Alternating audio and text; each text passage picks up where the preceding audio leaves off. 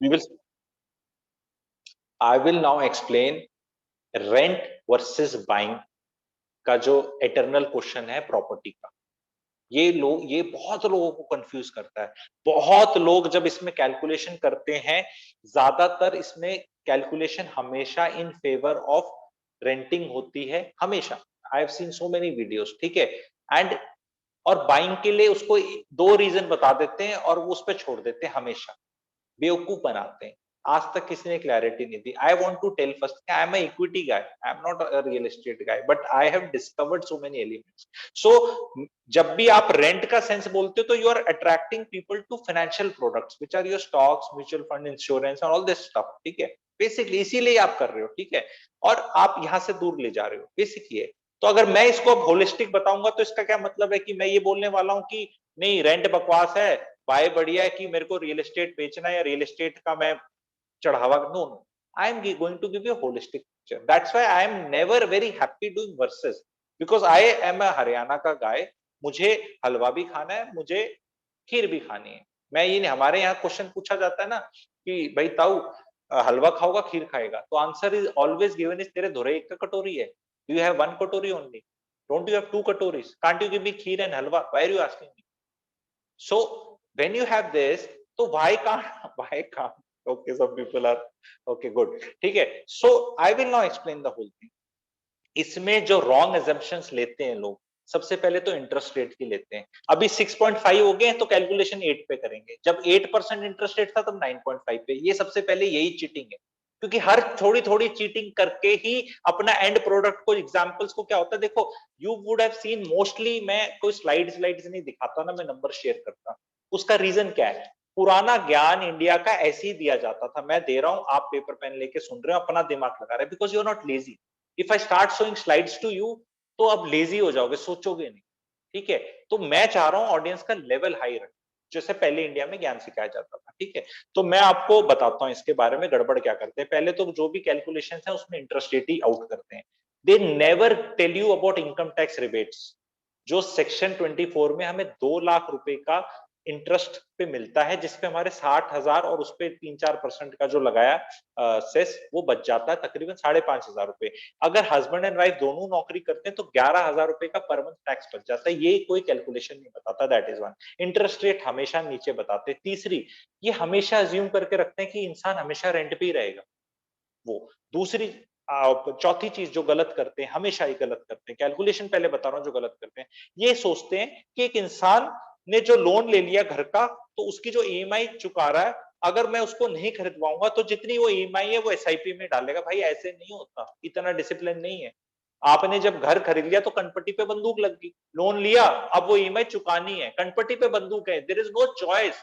नौकरी भी छूट गई तो भी चुकानी है। लेकिन SIP, mutual fund, stock market, which is again a very nice product, ठीक है, and I will be, it is one of my topics, next topic तो वही मैं कवर करूंगा। तो उसमें आप नहीं डालते क्योंकि मार्केट कोलैप्स कर गया, नहीं डालते। आपको कार लेनी पड़ेगी, नहीं डालते। कहीं किसी ने, पापा मम्मी ने पैसे मांग लिए, कभी भाई ने, क्योंकि जब पैसे होंगे बैंक में तो दिए भी जाएंगे। जब दे ही नहीं सकता, ये वाली कैलकुलेशंस कोई नहीं करेगा।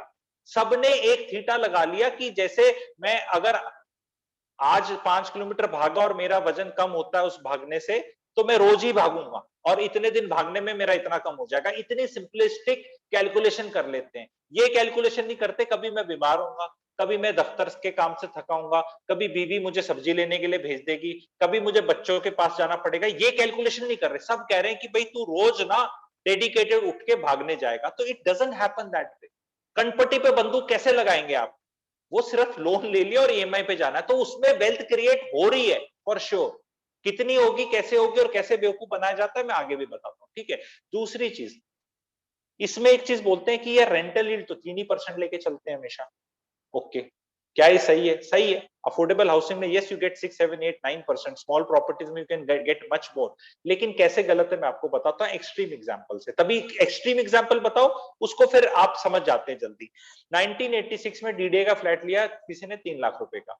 ना 3 लाख रुपए का डीडीए का फ्लैट लिया, तो उस टाइम पे 3% के हिसाब से भाई को 9,000 साल का रेंट आता था, यानी महीने का 750 रुपए। सही है गलत बताओ? ये से नो लिखो सारे के सारे आप, ठीक है, ठीक है। तो आप बताओ, कि ये 86 की फिगर है, ठीक है।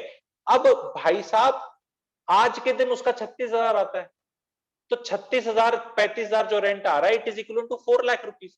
तो 3 लाख की इन्वेस्टमेंट पे जिसका 4 लाख आ रहा है, तो उसको तो 133% रिटर्न आ रहा है। उसका 3% क्यों काउंट कर रहे हो आप?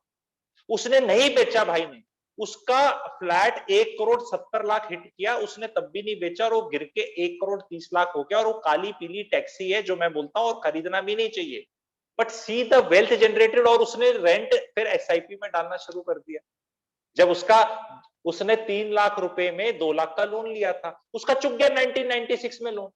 अरे लोन कभी भी 7 से 9 साल से ज्यादा नहीं चलते, क्योंकि सैलरी लोग लेके चलते कि उतनी रहेगी। भाई सैलरी भी तो बढ़ रही है, ईएमआई आपने सेम कांस्टेंट कर ली, और अगर इंटरेस्ट रेट वाली नीचे वाली रजीम में बंदा जा रहा है, ऐसे वाली नीचे जो हम जा रहे हैं, 9.5-10% होता था 3-4 साल पहले, 9 हुआ, 8.5 हुआ, 8, 7.5, 7, 6.75, 6.5, and depending on your CIBIL it will keep going down. ये कैलकुलेशन नहीं करता, सब फिक्स्ड 8% पे कैलकुलेशन कर देते हैं, फिक्स्ड पूरे पूरे टाइम।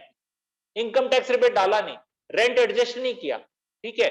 फिर बोल देते हैं घर तो एक इमोशनल वो है। अरे घर इमोशनल नहीं है, घर is not a emotional thing. कौन बेवकूफ बना देता है? What is so emotional about घर? घर इज ए प्रैक्टिकल थिंग। आप मर गए तो घर के मुखिया, बीवी बच्चे जाएंगे कहां? म्यूचुअल फंड चाटेंगे? बीवी को पता ही नहीं म्यूचुअल फंड कहां से निकालने, कौन सा डीमैट खोल रखा है, कहां क्या करना था, क्या नॉमिनेशन है, क्या है। घर में तो सीधा आदमी चला जाएगा, और वो लोन को इंश्योर कर लो आप, उसके अगेंस्ट टर्म इंश्योरेंस ले लो। तो 1 करोड़ का लोन ले लिया, 10-20 लाख की पेमेंट करी, घर है आपका, तो परिवार रह सकता है। It is like buying an insurance, it is that compulsory.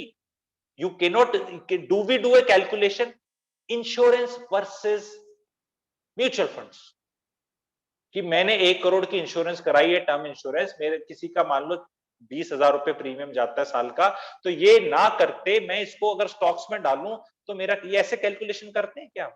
हम गाड़ी भी इंश्योर करते हैं, गाड़ी ज्यादा इंश्योर करते हैं अपने से, पता नहीं वो गाड़ी से प्रेम क्यों है इतना लोगों को, ठीक है। सो ये कैलकुलेशंस रॉन्ग है, कंपैरिजन ही रॉन्ग है। किसने कहा कि स्टॉक मार्केट में नहीं डालना भाई? पहले पर घर तो अपन, फिर लोग कहते हैं कि नहीं एक घर हो जाए बहुत है, फिर अपना, अरे भाई मल्टीपल प्रॉपर्टीज भी बनाई जा सकती है over a period of time, and those properties can pay for itself. अभी मैं इस वेबिनार के एंड में आपको एक प्रॉपर्टी दिखाऊंगा, समझाऊंगा, जो अपने आप से को पे कर देगी। It is a cash flow positive property, जो एंड में वेबिनार खत्म हो जाएगा, जिसको जाना होगा चला जाएगा, 2 घंटे जब पूरे हो जाएंगे, तो मैं आप लोगों को क्लासिकल एग्जांपल दिखाऊंगा कि अगर एक ये प्रॉपर्टी है, लेट्स से ये प्रॉपर्टी है, ये कितने की है, मैंने इसमें थोड़ा सा पैसा शुरू में डाला, फिर थोड़ा सा मैंने लोन ले लिया, और इसकी रेंट से ईएमआई पे होनी शुरू होगी, या ईएमआई का ब्याज पे होना शुरू हो गया, और फिर धीरे धीरे ईएमआई पे होनी शुरू होगी, और फिर ये ईएमआई से ज्यादा रेंट आ गया, तो इस प्रॉपर्टी ये तो अपनी होगी ना, 10-15 साल में होगी, फिर मैंने एक और ले ली। तो रॉबर्ट कियोसाकी तो यही बोलता है ना, 6500 इसी तरह तो आई उसकी, ये स्टार्ट ही नहीं करोगे तो कभी होंगी नहीं। तो उनका क्या क्वालिफिकेशंस हैं, क्या पैरामीटर्स हैं, that I will be covering when I cover that, which will not be recorded, ठीक है। सो ये एक और गलत चीज बताते हैं, ठीक है। फिर ये बोलते हैं कि एक इंसान हमेशा जगह जगह घूमता रहेगा, तो उसको घर खरीदने की जरूरत नहीं, कि घर क्या किराएदार के लिए लेगा। यस, ये बात सही है क्या कि मैं किराएदार, तो दैट्स वाई अगर आपकी ये प्रोफाइल है कि आप अलग अलग जगह घूम रहे हो, तो when you buy a flat, you may not buy that 2-3 CR वाला, you may buy छोटे वाला assets। It is something like कि भाई आपने 10 तोले का सेट पहन नहीं पाओगे आप, तो आप छोटे छोटे सेट खरीद लो और लोगों को किराए पे चढ़ा दो। It is something like that, कि आप फॉर्च्यूनर का सुख नहीं भोग पाओगे, तो मत खरीदो, एक आदमी के लिए गाड़ी डिप्रिशिएट होगी, आप 10 एल्टो खरीद लो उसकी जगह और टैक्सी पे चढ़ा दो, सो दैट एसेट क्लास का आप अगर राइज हो रहा है, तो you can capture that, because if you are not in the asset class, that asset class can out price you. तो अगर गुड़गांव में 2002 से लेके 2008 तक घंटे के हिसाब से रेट बढ़ रहे थे प्रॉपर्टी के, जाओ 6 घंटे में बयाना देके आओ तो रेट बढ़ा हुआ मिलता था, ठीक है। प्रॉपर्टी के जो 3-4 हजार रुपए गज थे, they went to 40-45,000 rupees gaj, and then stagnation, then collapse, then again up, then वो बड़ा साइकिल है, ठीक है। एंड सडनली लास्ट 2 इयर्स में अगेन द प्लॉट्स का रेट्स हैव गॉन अप, ठीक है। तो उसमें तो साइकिल को आपको कैप्चर करने को मिलता है, मल्टीपल साइकिल्स को करने पड़ता है। और दूसरी चीज क्या है, जब आप प्रॉपर्टी खरीदते हैं, तो वो 1 करोड़ की होती है। जैसे अगर आप आज 1 करोड़ की प्रॉपर्टी खरीदो तो पैसे अपने पास तो 15-20 लाख ही हैं आपके पास, 80 लाख तो है ही नहीं। तो लोग इसको 1 करोड़ का एक्विजिशन मान के रिटर्न्स 1 करोड़ पे कैलकुलेट करते हैं, वो आपके 20 लाख पे नहीं करते। All of you who understand what is equity and what is capital will know this. जब शेयर में देखते हैं ना return on equity and return on capital, तो कैपिटल तो रिटर्न ऑन इक्विटी तो है जो आपने डाला पैसा, कैपिटल क्या है जो टोटल डाला। तो आरओई जब शेयर्स में आप समझेंगे, जो आप में से समझते होंगे, विल अप्रिशिएटेड वेरी क्विकली। तो नॉर्मली ये रेंट वर्सेस बाय वाली आर्गुमेंट में जो फाइनेंशियली कम लिटरेट होते हैं ना, वो बेवकूफ बन जाते हैं। तो aim of my webinars is that I make you more financially literate so that you do a holistic calculation. आपको ये किसी ने नहीं बोला कि जो मेरा रेंट आएगा वो मैं म्यूचुअल फंड में नहीं डाल सकता।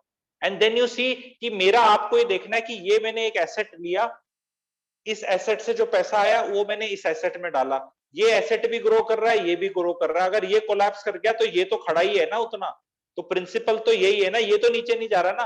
पर अगर मैंने सब सिर्फ इसी एसेट क्लास में डाला तो ये तो एसेट क्लास की जर्नी में मिस ही कर गया। Why should we make it this versus that? Why you have to do both? Can you take a 80 lakh का loan for putting it in stocks? You will never put, but you can put it here. Can you insure this loan? Of course you can insure this loan. ठीक है। Can you insure your 1 crore का stock becoming 50 lakh? ये ऐसा insurance तो मेरे को तो नहीं पता कोई होता है कि आपने 1 करोड़ डीमैट में डाले, मार्केट कोलैप्स कर गया, 50 लाख के हो गए, तो 50 लाख का आपका भुगतान कोई कर देगा, ऐसा तो कोई सिस्टम ही नहीं है। सो यहाँ पे आपको पैसा डालना है, बहुत जरूरी प्रोडक्ट है ये भी। लेकिन आप सिर्फ इसको इसको करके आप एक बहुत बड़े एक्विजिशन से बच हो जाएंगे। और सास तो नमस्ते करेगी नहीं ना आपको, जब एज ए दामाद आपके पास घर है ही नहीं, शादियां नहीं हो रही अभी। भाई सोसाइटी ने मापदंड डाल दिया कि घर चाहिए, क्योंकि लोग जानते हैं कि अगर कोई मुंह से बोलता नहीं कि बेटा तू मर गया तो मेरी बेटी कहां जाएगी, उसके लिए मेरे को घर चाहिए।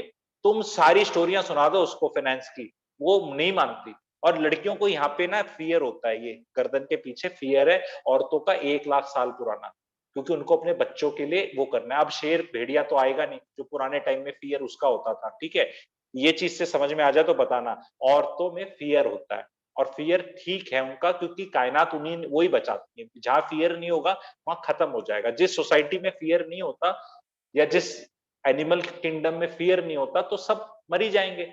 एक हिरन है, वो डरता ही नहीं, शेर आ जाए तो मर जाएगा, भागेगा ही नहीं। ठीक है, तो औरतों का फियर जस्टिफाइड है। तो अब सोसाइटी इवॉल्व हो चुकी है, तो अभी ऐसा नहीं है कि कोई आके हमें अटैक करके मार के चले गए, लूट के चले गए। वी आर क्वाइट सेफ, वो टाइम्स नहीं है। तो आज भी इनहेरेंट डर तो है ही। तो डर किस कारण का है, वो कारण चेंज होते रहते हैं औरतों के हमेशा। ये औरतों को समझने का बहुत बढ़िया चीज बता रहा हूं मैं आपको। औरतों का भय रहता है, तो औरतों को सबसे बड़ा भय ये, मेरा पति गया बाहर और मर गया। वो बोल नहीं सकती उसको, कोई बोल नहीं सकता उसको। तो जब तक आप अपना औरत का भय सेट नहीं करोगे, लाइफ में तरक्की नहीं कर सकते। एक बार उसको सेट कर दो, ये तेरा घर है, मैं मर गया तो ये तेरे पैसे, अब मुझे जीने दे। वो कहेगी हाँ जी ले अपनी जिंदगी सिमरन। तो अगर आपको सबको आदमियों को सिमरन बनना है, तो आपको ये एड्रेस करना पड़ेगा। It is not a emotional thing. Emotion तो क्या होते हैं, टेम्परेरी होते हैं। आज मैं इमोशनल इस चीज में हूं, कल इमोशन चाहिए। इमोशन करके आप उस चीज की वैल्यू गिरा देते हो, उसकी औकात गिरा देते हो। यार ये तो इमोशनल बाय है, चल खरीद ले। अरे ये नेसेसिटी है, लाइक इंश्योरेंस। रोटी कपड़ा मकान, तो वो उसके बाद पहले रोटी, फिर कपड़ा मकान, उसके बाद में चर्चा होती है। उसके बाद रोटी कपड़ा मकान, फिर शेयर, फिर म्यूचुअल फंड, फिर एफडी, फिर आगे चीज ना। तो ये आपको, अब आप बोलेंगे कि यार एक ले लो। अरे एक कैसे ले ले भाई, बच्चे भी तो हैं। अब आपके 15 साल का बच्चा है, वो कहां से घर खरीदेगा? तो वो क्यों नहीं खरीदेगा वो घर? क्योंकि वो खरीद ही नहीं सकता। क्यों नहीं खरीद सकता? क्योंकि एसेट प्राइसेस बढ़ जाएंगे। इंग्लैंड में नहीं खरीद पा रहे अगली जनरेशन के। लंदन में पेरेंट्स की सबसे बड़ी चिंता ये नहीं कि हमारे बच्चे नौकरी पाएंगे नहीं पाएंगे। इंडिया की तो we are at that stage कि पता नहीं इनकी नौकरी लगेगी नहीं लगेगी। वहां इतनी मारामारी नहीं है। दे आर अफ्रेड कि कभी घर ही नहीं खरीद पाएंगे, क्योंकि जो घर number of years of salary हो गया है वो इतना ज्यादा हो गया है कि उस वो हमेशा रेंट पे रहेंगे। तो जितने भी आप लोग आज के दिन 35 से ऊपर हैं, अगर आप एसेट्स करेंगे, तो जो 25 साल से कम है आज के दिन, 1996 के बाद पैदा हुए हैं, वो जनरेशन घर नहीं खरीद सकती। अफोर्डेबल हाउसिंग भी नहीं खरीद सकती, क्योंकि अगर 27 लाख की अफोर्डेबल हाउसिंग खरीदनी है, 22-23 लाख का लोन लेना है, 20-22 हजार ईएमआई जाएगी, तो 20-22 हजार ईएमआई जाने के लिए 50 से 60 हजार की सैलरी चाहिए। तो 50 से 60 हजार की सैलरी वाले तो अफोर्डेबल नहीं ले रहे, क्योंकि उनके तो कुछ और अरमान है। और इतने लोग हैं नहीं, अभी मार्केट में जो मैक्सिमम लोग आ रहे हैं, उनकी प्रैक्टिकल सैलरी तो 30, 35, 40 है। पैकेज ही नहीं समझ में आता आजकल। 6 लाख का पैकेज बोलो तो हाथ में तो आते नहीं उनके, 30,000 रुपए भी, पैकेज 6 लाख का है। तो आई होप अभी सुनने के बाद एक किसी ने तो 8 एमएजी लिख दिए, वेरी गुड, ठीक है। तो अब I will stop the recording and take a call कि अब कितने लोग रेंट वर्सेस बाय में, अगर रेंट के तरफ ही हैं अभी तो आर लिख दें और बाय के तरफ हैं तो बी लिख दें।